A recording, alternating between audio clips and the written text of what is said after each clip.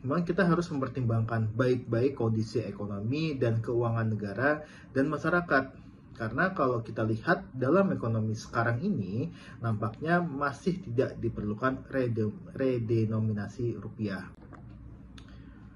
Pertama, saya melihat bahwa seharusnya narasi ini lebih tepat disampaikan oleh otoritas moneter ketimbang otoritas fiskal. Meskipun satu sisi sebenarnya Kemenq dalam hal ini mewakili pemerintah itu bisa mengusulkan kepada parlemen terkait pembuatan undang-undang redenominasi rupiah. Nah, kalau kita lihat sebenarnya di PMK yang terdahulu itu juga dimasukkan, namun hingga saat ini belum dibahas dan belum disetujui. Nah, saya rasa sebenarnya Bank Indonesia harus berbicara kepada DPR untuk menjadi pengusul undang-undang dari redenominasi rupiah ini dan BI menjadi lead dalam isu redenominasi rupiah karena memang berperan aktif dalam bidang moneter. Nah, pada tahun 2013 itu sudah diajukan oleh pemerintah, namun hingga saat ini tidak disetujui, bahkan sempat masuk dalam prolegnas, tapi hingga saat ini belum ada undang-undang yang sah terkait dengan redenominasi rupiah. Kedua, memang kita harus mempertimbangkan baik-baik kondisi ekonomi dan keuangan negara dan masyarakat. Karena kalau kita lihat dalam ekonomi sekarang ini, nampaknya masih tidak diperlukan redenominasi rupiah. Ada biaya redenominasi yang tinggi, di mana itu harus ditanggung oleh negara dan swasta. Swasta akan menanggung biaya untuk penyesuaian sistem kerja dan sebagainya.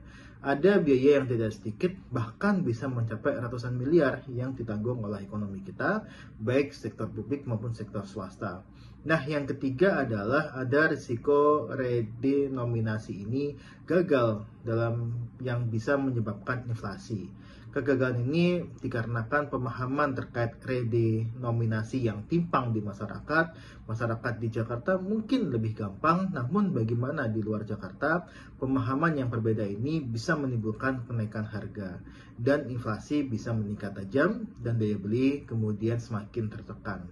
Keempat, kalau kita lihat dengan kondisi seperti saat ini, lebih baik Bank Indonesia fokus dalam stabilisasi nilai tukar rupiah yang memang itu sudah tugas dari Bank Indonesia untuk menjaga nilai tukar rupiah kita tidak merosot tajam.